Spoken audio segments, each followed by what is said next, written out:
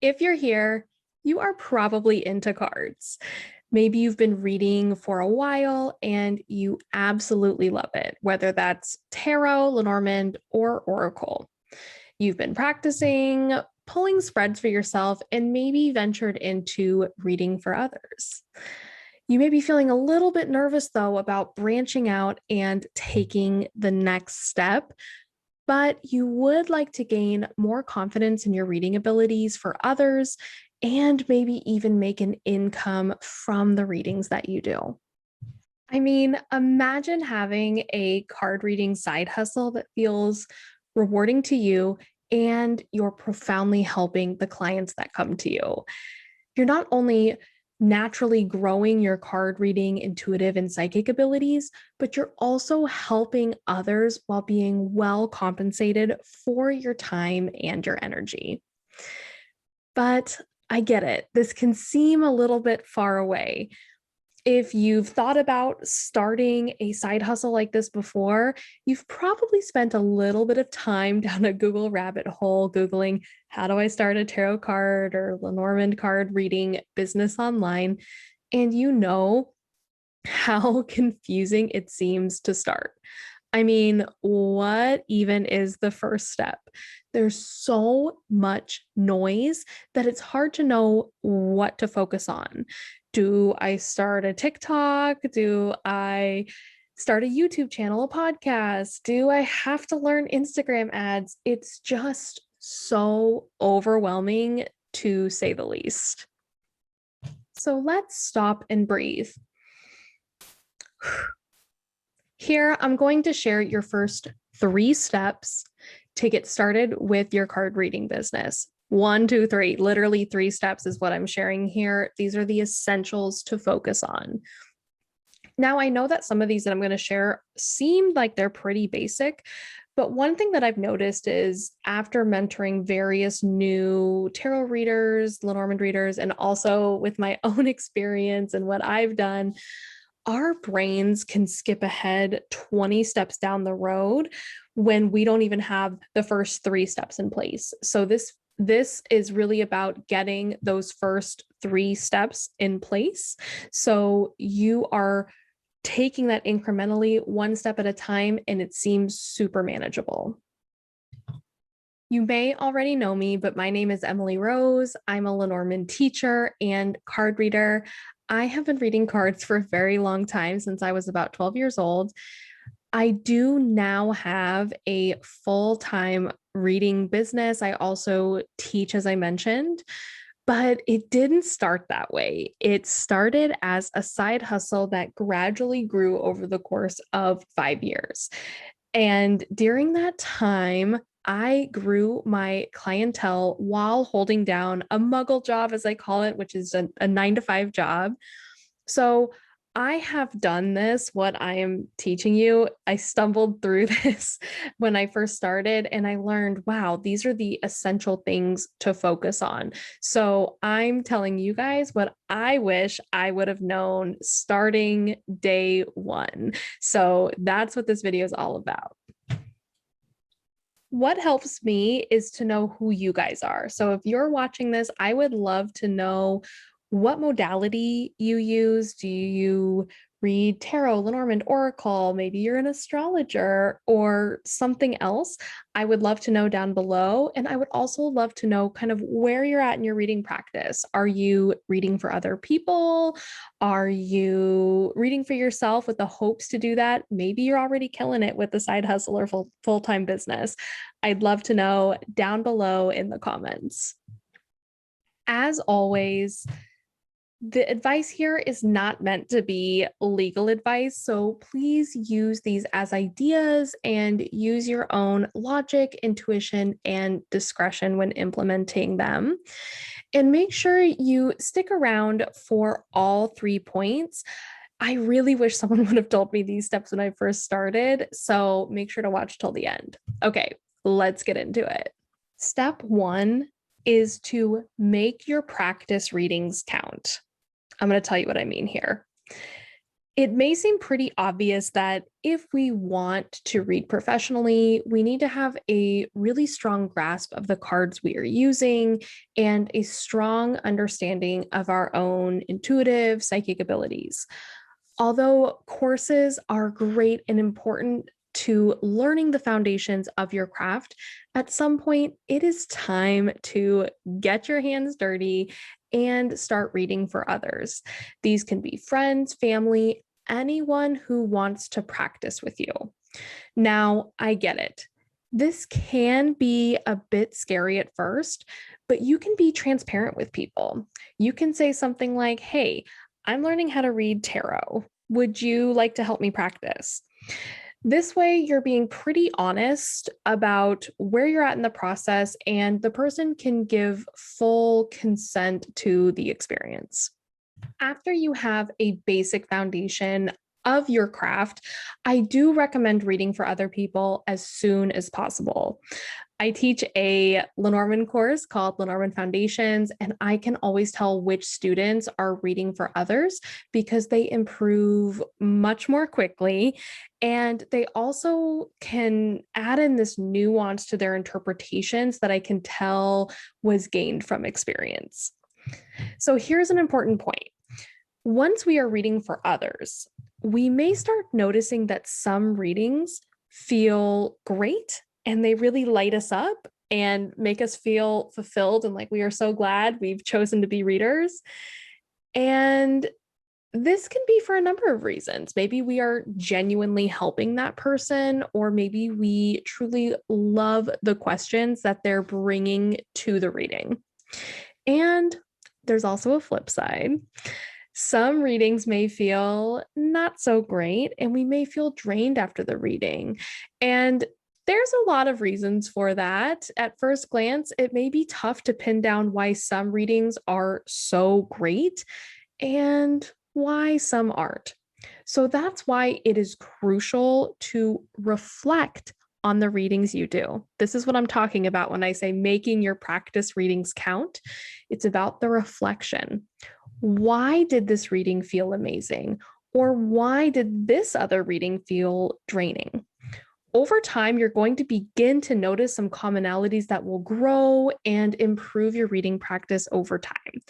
The more on top of it you are about collecting your experiences, kind of like data, collecting your data, collecting your experiences, the faster and easier your practice will progress. Now, reflection is really only helpful if you have the right questions to ask yourself. So, I created a free worksheet and audio lesson for you with the questions that I kind of developed over time and that I wished I would have asked myself from day one of reading for others. The worksheet is called Client IQ, which stands for Ideal Querent, and you can find it at emilyrosedivination.com/client IQ. This worksheet is designed to be used after each reading you do to collect your experiences so you can review them holistically and notice the commonalities. There's also an accompanying audio lesson. And in this lesson, I teach a big perspective shift that helped me to further grow my own reading business and also inform the courses that I teach. Once you have a good number of practice readings under your belt, you have a fistful of client IQ worksheets filled out, and maybe you're starting to feel a little bit of confidence, it is time for step two. Step two is to create a streamlined booking process for your clients. What I mean by this is to set up a way for people to schedule with you, pay you, and receive their reading. Now, this step two is big. It's a big game changer. So I mentor emerging readers, and when they get to this step of working together, I notice I get a little bit of resistance from them to setting this up. They will say things to me like, well, it's fine. People can just email me or people can just text me, and I'll just put it on my calendar. I'll set up a date and time, and I will send them a PayPal invoice, and I'll just figure it out as I go. And they also say something like, well, I don't have a giant clientele, so I don't need to implement this right away. But I highly recommend creating a streamlined, it can be simple, but a streamlined booking process. And here's specifically what I mean by that. You want to take the time to create a basic way for people to schedule with you. I recommend using a calendar app so people can schedule a time with you easily. They can see your availability, they can snag a time. And also, what I mean by this is figuring out a way for people to pay you and creating a consistent method to deliver your readings. I recommend setting this up as soon as you begin accepting money for your readings. And you want to make this process as low touch as possible. What I mean by that is you want it to be seamless for yourself and for your client. If you don't have a process set up for this, reading for clients gets inconvenient really fast. I mean, think about how much time you can spend going back and forth with someone who has a busy schedule, trying to decide when and how you're going to do this reading. And then with the payment, you might be fumbling around with cash. If you're reading in person, maybe you don't have change for them, or maybe they want to pay you with Venmo, but you don't have Venmo, you have Cash App. It can get confusing. And it also gets confusing if you have 5 different ways for someone to schedule a reading with you. If you sometimes conduct your readings via Zoom, but then maybe you do an accommodation for Skype, or you decide this person wants a recorded video, I'll try that out, then it can get overwhelming for you to learn all of that tech. And also, if you're giving your client all of these options, if you're saying you can do this or this or this, people can get decision fatigue, and they literally can't make any more decisions at the end of a day. If you think about people who are parents, who have jobs, they're being asked to make decisions all day. You don't want this to be another one. The only decision that they should make is saying yes to you reading for them and picking a time on your calendar. The more barriers you put in place and the more decisions you're giving them along the way, the more likely they are to just kind of fall out of the process and not schedule with you. So you will be doing yourself and your clients a favor by creating an easy, streamlined process for them to schedule, pay, and receive their reading. Although this could be a whole separate video, here are some of the places to start when it comes to scheduling, paying, and receiving a reading, or at least some of the kind of thought pathways to go down. None of this is sponsored, by the way.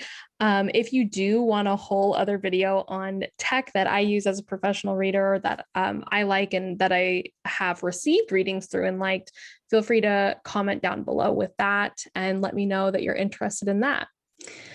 So many scheduling softwares have a free option. I use Acuity. I know they have a free option. I believe Calendly is the other big one. They also have a free option. And this is really convenient because you can set your availability on your calendar and your client can simply just go in and schedule it. And it really doesn't matter which app you choose. There's no right or wrong one, as long as you jive with it and it's easy for you to use. And another thing I like about the calendar apps is that if you pay a slightly more premium fee, I think it's like $15 or something like that for Acuity, then clients can pay directly through the app. And this is really convenient.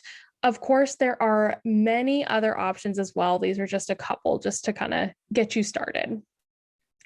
And then when it comes to delivering your reading, although there are so many ways to do this, whether it's, directly one-on-one through Zoom, whether you're pre-recording it, sending it, an email reading, voice only. I mean, the options are close to endless.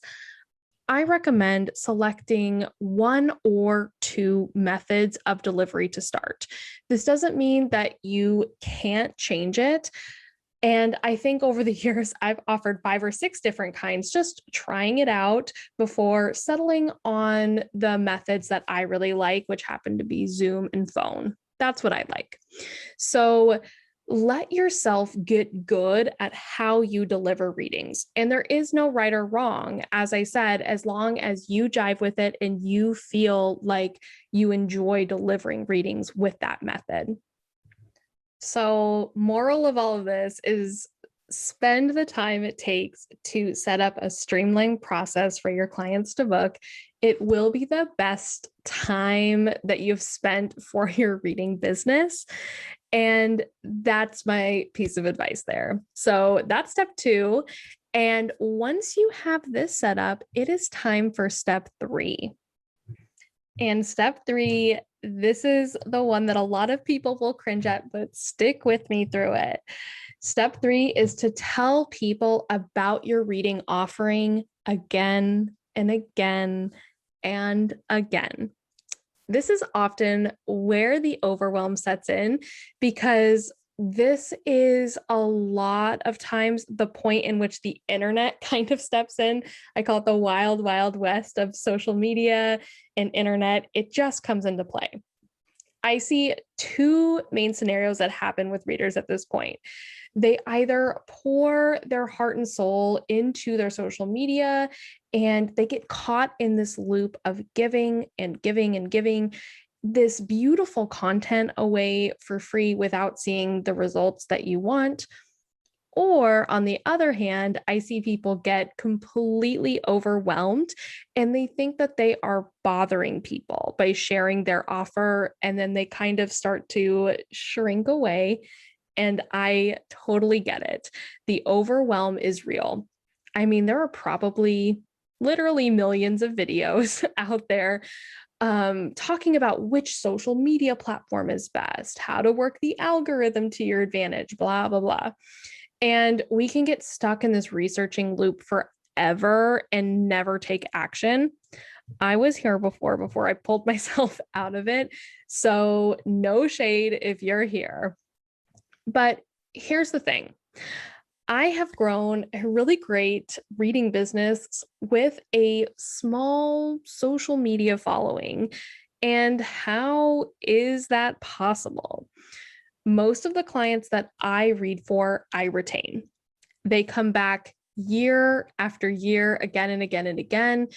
They then tell their friends and family, and that is the highest compliment that you can receive as a reader, in my opinion. When someone refers a loved one to you, then that chain just continues. They refer. And over the course of 5 years, I now have a beautiful client base. But this did not start. I didn't get my client base by going viral on social media. And of course, you can do that. That's awesome if that works for you. But the main way that I grew my client base is simply by telling people in my circle that I do readings. And in telling them that, I would talk to them about what problems I could help them solve. And what they can gain from a session with me. I told my friends, family, people I would meet out and about. This was pre-COVID. And then I told them explicitly how to schedule a reading with me through my streamlined booking process. Eventually, I did get fancy and started a website and blog. But for the first year, I simply promoted my readings by word of mouth. And I also did in-person readings at a local bookstore. So I did a lot of stuff just organically, face-to-face to start. Of course, an email list, social media, and all of that can have a place in this. And these are great ways to share what you do and to get in front of more people. But I get it. It can feel super cringy to promote yourself. And even though you told your social media audience last week that you're offering readings, guess what? You need to tell them again. And this is kind of why at first I liked in-person conversations, because it comes up naturally and it was much easier for me to talk about it there. And that kind of warmed me up to talk about it on social media. And here's the thing. People are really busy. So even if you feel like you're on social media telling people about your offering again and again and you're annoying them, let me tell you, you're probably not annoying them at all. Most people don't even remember what you told them before. Or maybe they were thinking about booking with you, but then their baby started crying, like you might hear in the background here with me, or they got an important work call and they forgot all about it. But it might take 5 times of them seeing your post or understanding a little bit more of what you do. And that is what they need to actually book with you. And what you want to do is give them that opportunity to hit that schedule button, and creating those opportunities is what's important. And this is probably a whole separate video, but one of the questions I get is like, what if people get tired of me? Or what if I do annoy people? They're just not your people then. They're probably not going to book with you or provide you with positive comments or be an active participant in your space. So they are welcome to just see themselves out. So that's my tough love for that. It can seem harsh, but it's just true. You don't have time for people who aren't supportive or aren't interested in what you do. Overall, though, we truly don't know what other people are thinking. So we need to make the offer again and again and again to give people the opportunity to actually understand what you're offering and let them decide if it's right for them. Some people need time and repetition, and that actually creates a sense of trust as well, that it's not just a flash in the pan and that you're fully behind it and promoting it. And that trust is really important. So to sum this up, you can tell people about your readings over social media, in person, through email, whatever. It doesn't matter as long as you are consistently doing that. That is how you're going to begin to fill up your calendar and how you're going to get the experience that you need to fill out that Client IQ worksheet. And that information cumulatively is what's going to help progress your reading practice. Okay, so now you are equipped with the first steps toward beginning your card reading business. But it's important that you grab that Client IQ worksheet, and you can find it here. It's emilyrosedivination.com/Client IQ. This worksheet will guide you through the questions to ask yourself after every client reading you do. This can be super instrumental in making your client readings more fulfilling and down the line more lucrative as well. Thank you so much for watching. Pop your questions in the comments below, and I'll see you next time.